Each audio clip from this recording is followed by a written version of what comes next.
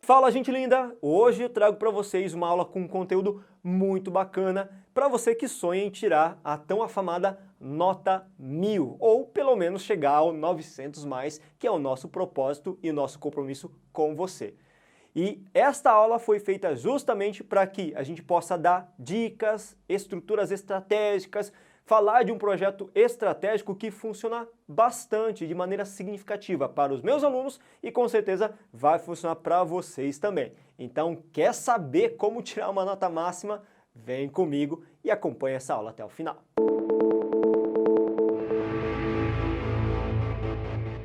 Fala, gente linda! Antes da gente progredir para a aula propriamente, eu peço um favor, uma gentileza para vocês, para ajudar a gente a crescer um pouco mais na nossa visualização, no nosso impacto em relação à comunidade de estudantes que aguardam tão ansiosamente pela prova. Então, se você não é inscrito no nosso canal, se inscreva aqui, ative o sininho de notificações e não se esqueça de curtir e compartilhar esse conteúdo para mais gente. Melhor, afinal de contas, a gente pode crescer bastante e ajudar cada vez mais pessoas também. Valeu? Agora a nossa aula propriamente. Hoje a gente vai falar bastante da questão da nota 1000, de como consolidar. E trago para vocês informações muito boas, bacanas, partindo de uma análise que eu sempre faço das redações notas máximas que acontecem sempre ao final das edições, lá para o mês de março, quando o INEP resolve divulgar publicamente essas notas e essas redações modelos. E toda vez que sai, eu analiso uma por uma, tintim por tintim, para verificar o que funciona para essas pessoas. Então a estratégia argumentativa que eu proponho para vocês de um desenvolvimento de uma dissertação aqui é baseado mais ou menos nessas leituras e no meu aprendizado como professor de redação por esses anos de experiência. E primeiro ponto, gente, como que a gente vai desenvolver estruturalmente nas macroestruturas, nos macros elementos, uma dissertação modelo Enem, ok? Eu tenho que dividir a minha redação em 4 parágrafozinhos. Introdução, desenvolvimento 1, desenvolvimento 2 e conclusão. O outro ponto pertinente é que esses 4 parágrafos tenham mais ou menos aí o número regular de linhas para serem distribuídos. Afinal de contas, o aspecto visual também conta bastante para o corretor. Ele vai bater o olho na sua redação e vai perceber que a sua redação foi produzida estrategicamente. Sabe por quê? Porque você deu proporcionalidade, equilíbrio, simetria ao seu texto. Isso indica que você tem capricho, tem organização e que você está acostumado a lidar com essa situação, treinou bastante para isso, dá uma ótima impressão para o seu corretor. A partir disso, sabendo estruturalmente como funciona a redação, visualmente como impacta em relação também à percepção da sua redação, o que a gente tem que pensar em fazer? Lembra que o Enem, ele adota sempre um problema que é de ordem social, e esse problema de ordem social sempre tem um impacto causado por uma causa original. Causado por uma causa ficou horrível, hein, professor? Pois é, vamos refazer essa frase aqui. Toda vez que a gente tem um tema de redação Enem, ele sempre tem uma projeção social e tem uma causa e uma consequência. Então, por que a gente não usar esse tipo de situação de causa e consequência para nós desenvolvermos nossa argumentação? Então a minha sugestão é você fazer o D1, desenvolvimento 1, abordando as causas do problema, e o D2 abordando as consequências do problema. Fica bem bacana essa estrutura a partir dessa ideia de divisão equilibrada de construção de desenvolvimento. Agora que a gente sabe fazer as macroestruturas, introdução, desenvolvimento e conclusão, cada um com um número regular de linhas para não ser muito distante um do outro e ter um equilíbrio e simetria, como que a gente faz uma introdução? Qual vai ser a divisão dessa introdução estrategicamente falando? A minha sugestão é trabalhar com 3 períodos, galerinha. Cada um desses períodos tem que ter uma função específica. Primeiramente, vocês podem observar aqui, ó, embaixo de mim, algumas instruções que vai sendo colocado na tela. A introdução tem que ter o primeiro período chamado de contextualização. Esse primeiro período funciona justamente para você dar uma ideia geral do tema que vai ser trabalhado e abordado na redação, e é nesse momento em que você vai inserir, se você quiser e achar pertinente, um repertório sociocultural produtivo. É bem bacana para chamar a atenção do corretor, é bem bacana para inserir o problema em geral, para dar uma ideia bem bacana de que você tem conhecimento também de causa a respeito da problemática trabalhada. O segundo período é o momento em que você vai inserir a nossa problematização. Essa problematização é a especificação do tema de redação. Muita gente, inclusive, copia a comanda do tema de redação nesse momento. Pode, professor? Claro que pode. Nesse momento, você até pode fazer uma paráfrase para não ficar tão repetitivo ou sugerir como uma cópia do tema de redação. Então, cabe aí a sugestão de você utilizar uma paráfrase, uma releitura, mas sempre se preocupando em inserir as palavras-chave do tema de redação. E no terceiro e último período é o momento em que a gente faz a tese ou o posicionamento, melhor dizendo. E nessa tese ou posicionamento é o momento em que a gente define claramente as estratégias argumentativas que a gente pretende adotar. Como assim, professor, as estratégias argumentativas que a gente pretende adotar? É o momento que você vai inserir na sua introdução que você pretende claramente abordar a causa do problema, a consequência do problema e, por final, inserir a nossa intervenção.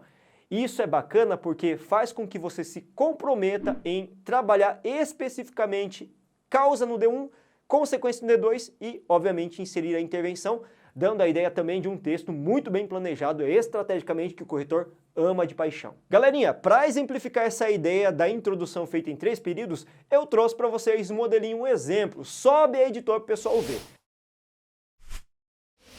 Eu coloquei inclusive em cores diferentes para vocês identificarem muito bem cada uma dessas partes. Em vermelho a contextualização, em verde a problematização e em azul a tese ou posicionamento. Lembrando que eu coloquei aí o trabalho do tema de redação pautado no Enem 2020, ok? Estigmas associados às doenças mentais na sociedade brasileira. Bora lá! Contextualização primeiro. Segundo a Constituição Federal de 88, todos os brasileiros têm direito à saúde. Veja que a gente já utilizou um repertório, já gastou o nosso repertório aí no primeiro momento. E como estigmas associados às doenças mentais tem a ver com a saúde, olha só que bacana o termo saúde no finalzinho dessa nossa contextualização, já casando com a ideia da proposta de redação. No entanto, olha em verde, infelizmente essa garantia está distante da realidade, principalmente ao evidenciar o grande preconceito associado às doenças mentais. Veja que, infelizmente, essa realidade ainda não é vigente, porque ainda tem muito preconceito associado às palavras-chave doenças mentais, preconceito e estigma. Veja que a gente praticamente copia a comanda de redação, trabalha um pouquinho melhor, para até não copiar e ficar tão evidente, mas o tema de redação está claramente inserido nesse segundo período. E por último, a tese ou posicionamento. Nesse sentido, é fundamental analisar as causas e as consequências do problema para propor medidas capazes de reverter esse quadro, esse impasse. Observe então que nesse último período a gente fez exatamente o levantamento do que a gente pretende estrategicamente trabalhar no restante do texto. Causa, consequência e as medidas no último parágrafo. Beleza, agora que você já aprendeu como faz uma boa introdução, como que a gente faz o desenvolvimento, qual a distribuição de parágrafos que cabe bem bacaninha aí no desenvolvimento 1 e 2, sendo que a mesma estrutura a gente vai usar nos 2 parágrafos. Você pode dividir, pensando em causa e consequência, o desenvolvimento a partir de 4 períodos, essa é a minha sugestão e é a das mais vistas no modelo Nota 1000. O primeiro período vai ser utilizado para o seu tópico frasal, o segundo período vai ser reservado para inserir um repertório, o terceiro período vai ser reservado para você analisar o repertório e associá-la com o tema, é justamente a sua argumentação, e o último período é para inserir uma espécie de fechamento ao parágrafo ou até mesmo fazer uma microintervenção. Cara, essa estrutura funciona como uma luva para o modelo de redação Enem. Vamos ver na prática como funciona isso? Galera, fiz a mesma coisa, coloquei legenda, vocês podem ver que eu demarquei bonitinho com cores diferentes para caracterizar justamente essa divisão bem estratégica. Então, primeiramente a gente colocou o quê? De início, olha o nosso conectivo, evidencia-se que os estigmas vinculados aos portadores de doenças mentais encontram raízes históricas, causas históricas. Até a década de 80, o Hospital Psiquiátrico Barbacena abrigou milhares de cidadãos considerados loucos, os quais eram isolados nesse local e submetidos a tratamentos desumanos justamente pelo fato de sofrerem de algum distúrbio neurológico mal compreendido. Veja que eu estou fazendo um levantamento de um repertório histórico de um fato acontecido no Brasil, nesse local, em Barbacena no caso.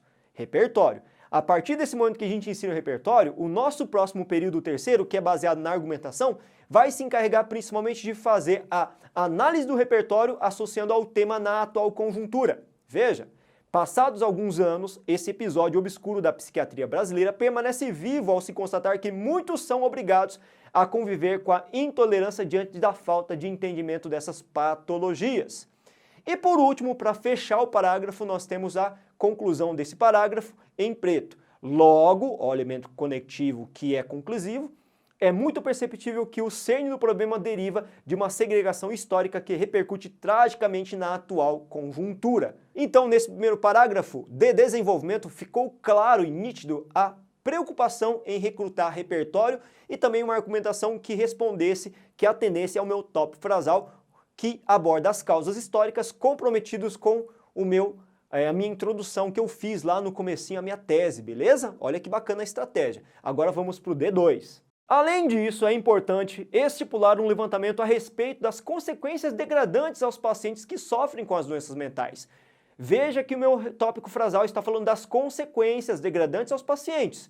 E na sequência eu vou inserir um repertório. No longa-metragem Coringa, de 2020, o jovem Arthur Fleck, diante da apatia do Estado e sem contar com a empatia da sociedade, mergulha cada vez mais profundamente em uma percepção distorcida da realidade, o que o leva a cometer crimes. Então veja que a consequência da negligência estatal em relação ao tratamento da doença mental do Arthur Fleck, naquela ficção que é chamada de Coringa, muito famosa inclusive, leva esse indivíduo a ter uma percepção distorcida da realidade e até cometer alguns crimes como consequência muito grave, né, dessa problemática. E na sequência, em azul, a gente colocou uma argumentação que, de novo, é a análise do repertório associado à atual conjuntura.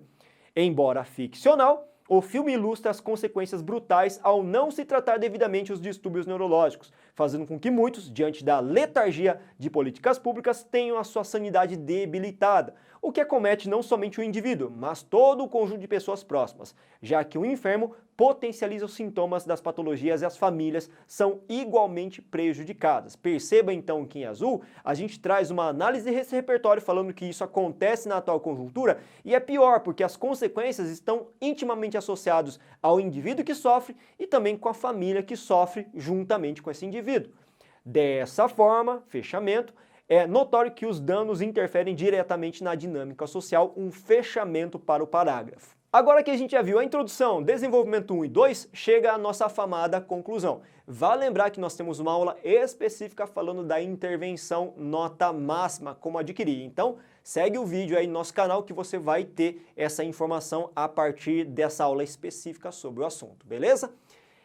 Vamos lá para a nossa conclusão para finalizar esse momento. A conclusão, a minha sugestão, é dividi-la em 4 períodos estrategicamente muito bem pensados. O primeiro período é para a retomada da tese, como vocês podem ver bonitinho aqui embaixo. O segundo período é a intervenção, uma das partes da intervenção que vai abrigar o agente e a ação propriamente dita. O terceiro período é para você continuar sua intervenção, mas dessa forma, dessa maneira, inserir os procedimentos, os meios. E o último período é o encerramento com a chave de ouro, inserindo também o efeito nesse último momento. Olha que bacana essa divisão, como fica. Mas claro, para ver isso na prática, de maneira melhor, adequada, exemplificação, vamos continuar o nosso texto aqui. Galerinha, vocês já estão vendo nosso texto aí, nosso último parágrafo, vou ler com vocês. O primeiro período em vermelho nada mais é do que nosso conectivo mais a retomada da tese. Portanto, é evidente que os estigmas às doenças mentais representam um impasse a ser combatido. É fundamental, olha a nossa intervenção, motivada pelo agente e pela ação, é fundamental, pois que o Estado, através do Ministério da Saúde, promova campanhas em nível nacional a respeito da importância de se combater o preconceito ainda vigente a patologias como depressão e ansiedade. Veja que em vez de a gente coloca o agente e a gente coloca também a ação, o que precisa ser feito, nada mais do que campanhas para promover justamente essa questão da disseminação da informação para evitar o preconceito. No terceiro período, nós temos a intervenção também, mas agora caracterizada pelos procedimentos. Como isso deve ser feito?